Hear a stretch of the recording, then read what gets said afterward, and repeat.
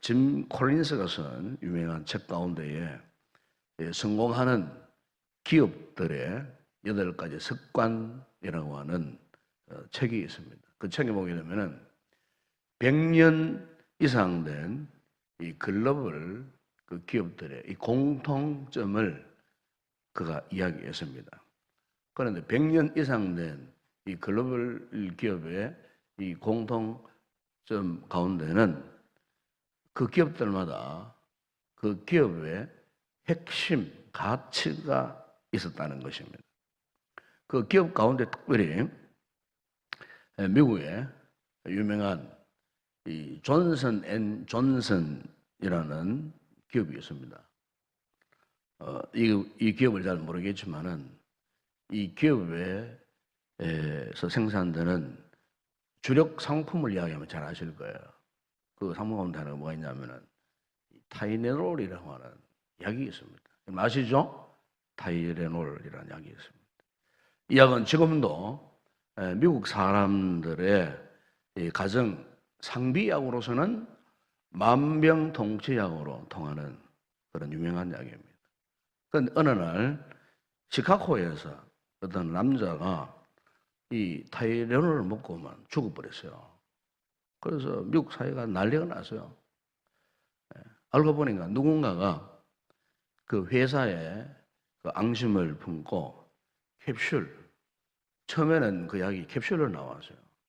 그 캡슐 안에다가 독극물을 집어넣어 버린 거예요. 그래서 그걸 먹은 사람이 죽어버린 거예요. 그러니까 이제 미국 참 신문이나 TV 뉴스에 대서특별히 나오면서 사회적인 문제가 되어버린 거예요. 그러자 이제 이 존슨 앤 존슨 이 최고 경영자 이제 경진 회의가 열렸어요. 그리고 그 회의에서 이제 2가지 의견이 나왔어요. 먼저 하나는 미국 전역에 약국 슈퍼마켓에 있는 재고를 즉각적으로 전량 회수를 하자 하는 것이고, 다음은 좀 더 두고 보자는 관망적인 그런 의견이었어요. 이 전자는 손해를 보고 참 이렇게 설사 기업이 부도가 나도 우리에게는 생명 존중이라고 하는 기업의 핵심 가치가 있지 않느냐. 그것을 지켜야 된다 하는 그 주장이었고, 후자의 사람들은 아니다. 좀 더 상황을 관망하면서 끝까지 실리를 추구하자. 왜냐하면 상품을 회수하고 전량 폐기하면 그야말로 천문학적인 손실을 입게 되니까 잘못하면 우리 기업이 존폐 위기에 달려있다. 이렇게 이제 후자의 이 주장들을 가만히 들어보니까 나름대로 설득력이 있었어요. 일단은 아무런 행동을 취하지 않고 기다려보면은 시간이 해결할 것이다. 그런 주장이었어요. 그러나 이제 그 최고 경진 회의에서 최종 결정은 상품 전량 수거하고 폐기하는 쪽으로 결정을 했어요. 그 이유가 이 존슨 앤 존슨의 이 기업의 핵심 가치는 생명 존중이다. 이것을 우리는 포기할 수 없다 하는 그런 주장이었습니다. 당장은 큰 손실을 보겠고, 당장은 회사의 신용도가 추락하겠지만, 그러나 생명 존중의 원칙이 있게 이 모든 손해를 감수해야 한다 하는 최종적인 결정을 내렸습니다. 그런데 예상과는 달리 이 결정으로 인해서 오히려 그 회사에 대한 신뢰가 회복되었다는 겁니다. 그리고 명실상부한 미국의 글로벌 최고의 기업이 되고, 그 사건 후에 이 캡슐 형태로 만들어진 이 타이레놀을 지금 우리가 먹는 고체로 굳어져 만든 알약, 왜냐하면 이물질이 투입되지 않도록 하기 위해서 그렇게 고체 알약으로 만들어서 다시 시판을 했는데, 이 약이 미국 내의 약국과 슈퍼마켓을 비롯해 전 세계인들이 애용하는 이런 약으로 그야말로 폭발적인 반응과 함께 매출이 급증되고, 그리고 이전에 손실을 보았던 것도 다 보충이 되고, 그리고 더 이상 엄청난 그 이익을 남기고 결국 세계적인 글로벌 기업으로 크게 도약할 수 있는 기회가 되었다는 것입니다. 여러분, 한 기업이 추구하는 이런 생명 존중이라고 하는 그 핵심 가치가요, 그 기업을 세계적인 기업으로 부상하게 만들었다고 하는 그런 이야기입니다. 자, 여러분, 오늘 우리의 믿음 생활에 있어서도 정말 중요한 것이 이겁니다. 핵심 가치입니다. 핵심 가치. 핵심 가치. 본래 이 가치라는 것은 무엇을 이야기하냐면요, 방향과 목적을 이야기합니다. 가치가 없으면요, 가치를 모르면요, 우리가 어떤 목표, 방향이 없어요.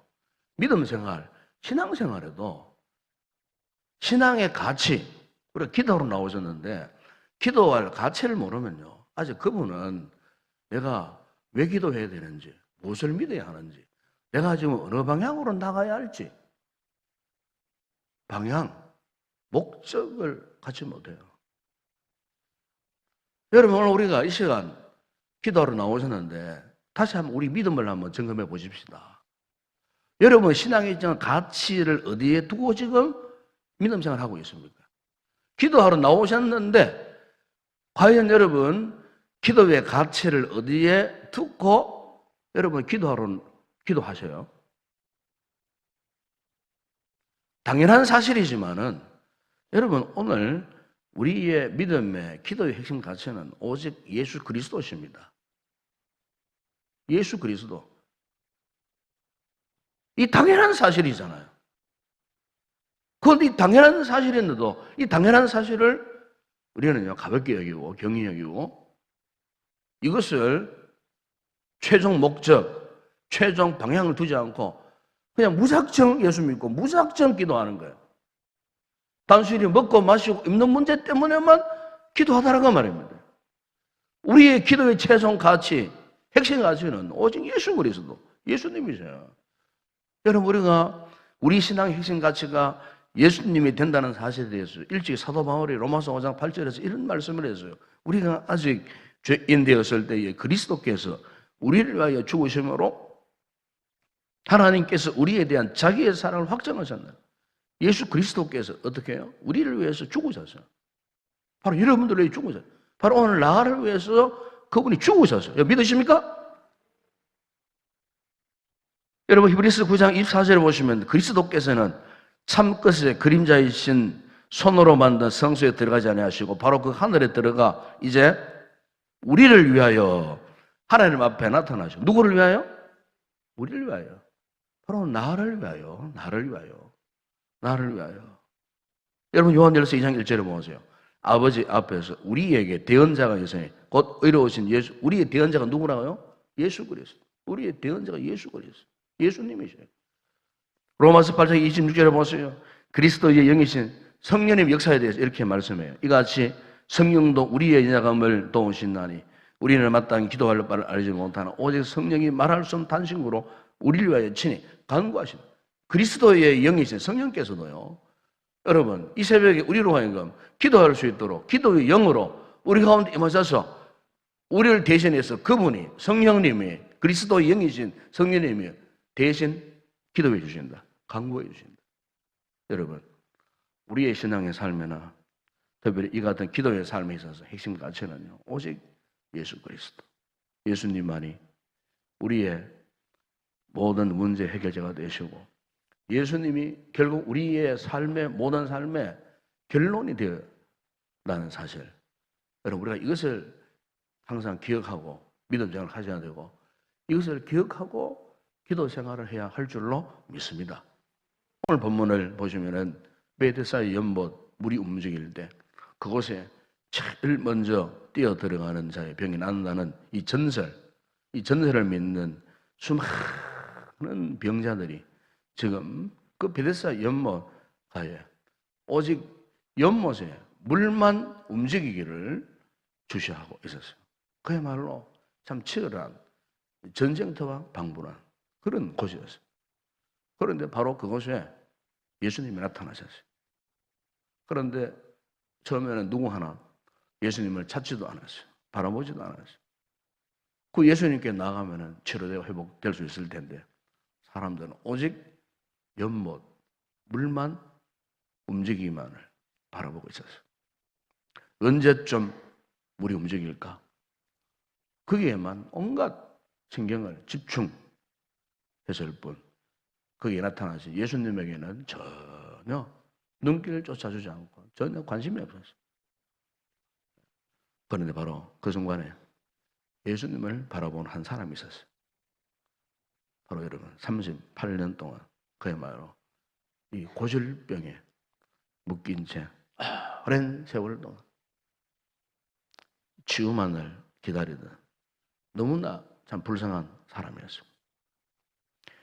그가 자신의 힘으로는 도저히 물이 움직일 때 뛰어들어갈 수 없었어요. 그러니까 회복 불능의 상태에서 한마디로 절망적인 인생이에요. 그런데 이 절망적인 인생이 그곳에 나타나신 예수님을 발견한 거예요. 예수님을 바라본 거예요. 그래서 예수님께 하소연을 합니다. 실제로 보면은 주여 물이 움직일 때에 나를 저 못에 넣어줄 사람이 없어. 내가 가는 동안 다른 사람이 먼저 뛰어들어갑니다. 물이 움직일 때 나를 넣어줄 사람이 없다. 참 얼마나 애절한 간곡한 참 이 고백이겠어요. 여러분 기도라는 것은 바로 이런 겁니다. 기도라는 것은 내 힘으로 안 된다는 사실을 깨닫고 오직 예수님만이 답이시다. 이걸 믿는 거예요. 그분 앞에 나오는 거예요. 기도는 그겁니다, 여러분. 예수님을 찾는 거예요.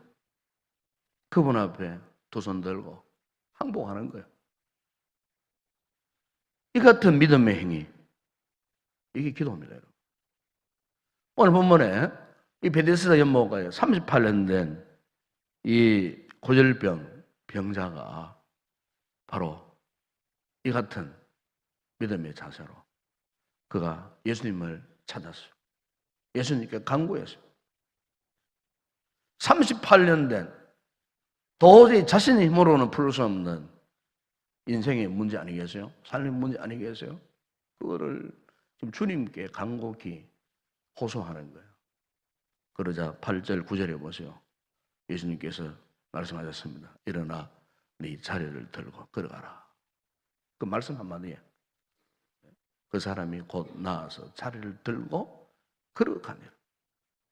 너무나 분명하고 너무나 선명한 기도의 내용이고 응답의 내용 아닙니까, 여러분? 여러분, 여기서 우리가 무엇을 찾아야 됩니까? 오늘 우리의 믿음 생활이나 기도의 핵심 가치는 자신의 힘으로 어찌해 보려는 그 마음을 내려놓고 구원자 되신 예수 그리스도만을 전적으로 의지하고 믿고 따르는 것, 이것이 오늘 우리의 믿음과 기도의 핵심 가치가 되어야 할 줄로 믿습니다. 베데스다 연못가에 수많은 이 병자들이 있었지만은 네가 낫고자 하느냐 하는 주님의 음성을 들은 사람 딱 한 사람이에요. 다른 사람은 그 소리가 들리지도 않았어요. 그 소리에 별로 뭐 관심도 없었어요. 이 같은 주님의 물으심에 대해서 이 38년 된 병자 이 사람만 주님의 말씀 앞에 응답한 거예요. 다른 사람들의 가치는 그냥 베데스다 연못 거기 다였어요. 그러나 이 38년 된 이 병자는 주님의 음성이 그의 귀에 들려왔어요. 그 말씀이 그 심령에 내려 꽂혔어요. 말씀에 완전히 사로잡혔어요. 그 응답했어요. 그래서 그의 문제를 해결받은 거예요. 여러분, 오늘 우리의 기도가 응답되기 위해서는 우리가 간구하는 기도 응답의 진정한 가치부터 먼저 변화가 일어나야 됩니다. 이 변화가 일어나지 않으면은 여러분, 우리는 더 이상 기도해야 할 게 없어요. 오늘 우리의 삶에, 우리 믿음 생활에 진정한 가치 대신에는 오직 예수님께만 집중해야 됩니다. 그분의 말씀에 집중해야 됩니다. 그리고 그분이 말씀하실 때에 즉각적으로 우리가 반응을 해야 하는 것입니다. 그런데 여러분, 오늘 우리의 이 신앙생활에 있어서 정말 잘 안 되는 부분이 이 부분 아닙니까? 우리 가운데 여러분, 기도를 안 하신 분 누가 있겠어요? 기도 안 하는 분 누가 있겠어요? 우리 가운데 말씀을 안 듣고 안 읽는 분 누가 있겠어요? 그래도 나름대로 바쁜 시간 쪼개어내갖고 예배 참석하고 말씀 듣고 나름대로 또 개인적으로 성경 읽는 사람도 있을 것이고, 우리 가운데 여러분 예배를 안 드리는 사람 누가 있겠어요? 우리 가운데 새벽 기도 매일은 못 나온다 할지라도 그래도 우리가 새벽 기도를 영 안 나오는 건 아니잖아요. 예? 주일 새벽 기도 나오죠. 시간 나면 그래도 평일에 새벽 기도 나오시죠. 새벽 기도를 안 나오는 분 없어요. 기도를 안 하는 사람은 없어요. 그런데 기도를 하기는 하는데 영적인 집중력이 안 생기는 거예요. 간절함이 안 생기는 거예요. 오히려 기도하는데 잡다한 생각으로 자꾸 마음이 혼란스러워지는 거예요. 한 2, 3분 기도하게 되면 기도할 내용이 더 이상 없어요. 말씀을 듣는데 그 말씀이 내 심령에 와닿지를 않아요. 감동이 안 오는 거예요. 예배를 드리는데 은혜를 느끼지 못하는 거예요. 그냥 밋밋한 심정으로 그냥 예배 드리고 돌아갈 뿐이에요. 교회를 안 나가는 것은 아니지만은 교회에 와도 이곳에 와도 돌아갈 때는 역시 아무것도 붙들지 못한 채 공한 상태로 돌아가 버리는 거예요. 몇 년, 몇십 년을 믿음 생활 했는데도 여전히 내 믿음 상태는 연약하고 자주 흔들리고 좌절을 항상 맛보고 무기력한 상태예요. 살 뿐이에요. 오늘 본문에 여러분 38년 이 병자 보면 그래요. 그토록 오랜 세월 동안 아마 그는 패배의식, 절망감 속에 살았을 거예요. 그렇기 때문에 그는 일어나 걸어라 이 주님 말씀 앞에 순종하기는 정말 힘들었어요. 오늘 우리가 믿음 생활을 이렇게 하는 가운데 있어서 정말 힘든 부분이 이 부분이에요. 듣기는 들어도 속히 순종할 수 없어요. 내 마음이 따라가지를 않아요. 내 몸도 따라가 주지를 않아요. 항상 우리 역시 영적으로 패배의식 속에 절망감 속에 살아가는 성도들이 없지 않아 많습니다. 왜 그럴까요? 중요한 것은 영적인 핵심 가치를 놓치고 사는 거예요. 여러분 예수님을 단단히 붙드시기 바랍니다. 예수님을 그저 찾으시기 바랍니다. 예수님을 간절히 사모하시기 바랍니다. 주님께서 말씀하실 때 일어나 네 자리를 들고 들어가라. 지금 도저히 내 힘으로는 극복할 수 없는 그 문제 앞에 있다고 할지라도 죽음이 문턱까지 쫓아왔다 할지라도 여러분 주께서 일어나 내 자리를 들고 걸어가라 하시는 주님의 말씀 앞에 순종할 때 오늘 우리의 삶에도 이 같은 변화와 회복의 놀라운 역사가 일어날 줄로 믿습니다. 예수님만을 바라보고 그분의 말씀 앞에 순종하기를 갈망하고 예수님이 내 신앙, 내 기도, 내 인생의 진정한 핵심 가치가 된다는 사실을 분명히 여러분들이 고백할 때 오늘 우리 성도들에게 이 놀라운 응답의 역사가 이루어질 줄로 믿습니다. 유명한 파니 제인 크로스비라는 여자분이 평생 동안 그가요 찬송을 8,000곡 이상을 작시한 그런 분입니다. 어느 날 누군가 이 크로스비 여사를 찾아와서요 이런 질문을 했어요. 크로스비 여사님, 만일 하나님께서 당신의 눈을 뜨게 해주신다면 무엇을 보고 싶으세요? 그렇게 이제 질문을 했어요. 그러니까 이제 크로스비 여사 이렇게 대답을 했답니다. 저는 주님이 제 눈을 뜨게 해주신다고 해도 거절할 겁니다. 왜냐하면 천국에 가면 어차피 시각장애인이 없을 테고 제가 눈을 뜨고 제일 먼저 보고 싶은 얼굴이 우리 예수님이시기 때문에 저는 지금 이런 상태가 좋습니다. 참 대단하잖아요. 놀라운 신앙 고백 아닙니까, 여러분? 이분이 전 찬송가 가운데 우리가 잘 아는 288장 주 안에 기쁨 누림으로 마음의 풍랑 장장하니 세상과 난 간고도 없고 그 순간 주만 보여. 주 안에 기쁨 누림으로 마음의 풍랑이 잔잔하니 세상과 나는 간 곳 없고 구속한 주만 보이도다. 오늘 불렀던 540편 찬양도요, 바로 환희제의 크로스베이가 부른 찬양이에요. 주의 음성을 내가 들으니.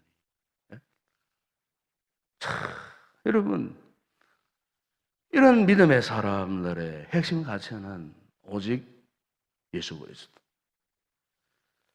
비록 육신의 눈으로는 볼 수 없는 예수님이시만 그런 믿음의 눈, 영의 눈으로 예수님을 그토록 사모하고 간절히 사모하고 그의 인생에 예수님이 최고의 핵심 가치가 되었기 때문에 별로 앞을 보지 못하는 시각장애인으로 살았지만 이토록 참 만족스러운 삶을 살고 있었다는 겁니다. 오늘 여러분 이 새벽에 오늘 우리의 믿음의 가치 또 우리가 기도해야 할 핵심 가치가 무엇인지 이 가치를 붙드시기 바랍니다. 이 가치는 오직 예수님이십니다. 이 가치가 우리를 새롭게 하시는 이 귀한 역사가 오늘 이 아침에 우리 모두에게 은혜로 임하는 복된 성령 되시길 주의 이름으로 축원합니다. 기도하겠습니다.